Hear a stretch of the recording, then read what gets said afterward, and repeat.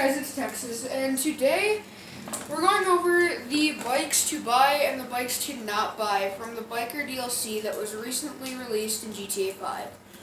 Now, those of you who have been playing since the early release of the game probably have owned this bike multiple times, if not their whole time. It's the Baddie, and it's the fastest bike in the game. Next to the Hakachu when it does a wheelie. But otherwise, these three bikes are brand new to the DLC. To go over whether they're worth it or not, we're going to be comparing speed, looks, and handling. So the Hakachu, the drag version is just as fast, if not maybe a little bit slower than the regular Hakachu when it's doing a wheelie.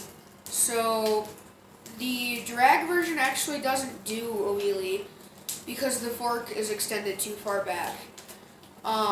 So for it being slow and too expensive, I personally wouldn't recommend buying it, but otherwise it looks pretty nice. And the handling is just kind of like the average sport bike. And then we have the three-wheeler, which was a big uproar bike. You know, everybody wanted it. This bike is literally for show. It's not anything fast. It doesn't handle well. It's all for show and if you're cruising with your friends. And then we have the actually street quad, which is very fast, does a lot of wheelies very easily, looks amazing, has a lot of customizations, like you can get a spoiler on the back, but I chose not to.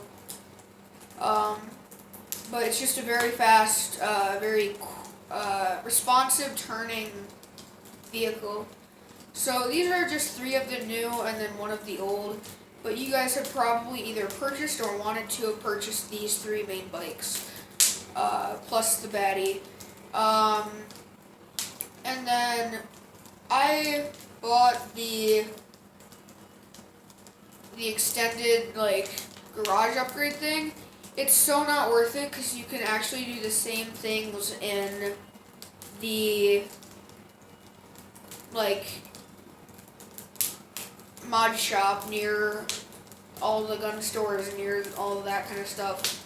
So these actually, this add-on isn't really worth it for 500 grand. But overall, in my opinion, this bike isn't worth it. This bike's not worth it. And then these two are most definitely worth it. So we're going to be going on to look at some more of these added bikes. Actually, I wanted to show you a little bit of how this quad performs. I mean, the wheeling is just so easy. It comes up like there's no problem. And I'll show you some speed of it. And then once again, the handling is really responsive. So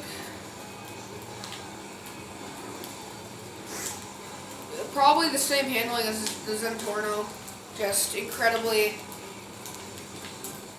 light and easy. But it does spin out very fast, so. Alright, I'm arriving at my next garage. I'll see you when I'm inside. Alright guys, we're back, and we are in my second bike garage / car garage. These are just kind of like cars that I wanted, and I replaced them with bikes that weren't worth it. Like a lot of the bikes were like the same. They had the same speed, same handling. It just wasn't worth it. But then over here we have this three-wheeler, which may look cool, but it is absolutely pointless. It's put in the sports class, and it just can't keep up with any of the other sports cars. It was a very poor choice by Rockstar to put this in the sports class. and is only worth it if you want to show off the looks. So And then over here, these two bikes right here are the same in speed, but I just love the fact that they look so different. This one has like the ghost flames, and those ones just have like the pure white. This one has a lot of customization options, and instead of an electric start, you actually have a kick start, it's just those little details that count like that. And then all the rest of these bikes are electric start. These two sound the same as well, I don't know. And then here is actually kind of a runoff from the Sanchez. It's called the Manches. And this is also a kickstart. In fact, you can actually see the kickstart right there next to your leg rather than the one over there. You can't. Right here I had a Rebel for off-roading. And then we have this thing. The Faggio Mod. I felt like just maxing everything out, and this is what it turned out like. It is purely useless unless you're trying to get a good laugh with your friends. So otherwise, there's no reason for this. And then this is actually a pretty good sport bike. The only thing is I think it looks weird with the really small seat. It just doesn't match the rest of the bike. Like, it's a big bike, and then you just have a tiny seat. So, but anyways,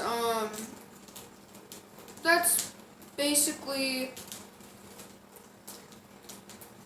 not like these two. If you only care about speed, it's whatever one you prefer by looks. But otherwise, they're the same speed, same handling. Manches is like a faster version of Sanchez, so I don't know what you guys are thinking on that, because I know a lot of people like the Sanchez, a lot of people don't. So, I mean, to me that was worth it. I just don't ride it a lot because I have so many other vehicles. This I might sell very fast. It's totally not worth it, totally useless, and it's just a waste of money. And then this, it's fast, it's good handling, but the looks just don't, the seat just doesn't quite add up. So, anyways, this is only some of the bikes, just because all the other bikes, like, basically were the same as these two. Like, they were all similar to these two, the ones that I didn't have. So yeah, you guys choose what you guys think is worth it. Personally, the most worth it bike that I think would probably either be the Quad or the Hakuchou. And I know I said that the Hakuchou was not very worth it, but out of all the bikes, those are the two. And then it goes Manches, and then this, and then these two, and then the three-wheeler, and then the Faggio Mod. So, that's all, and I'll see you guys in the next video. Peace.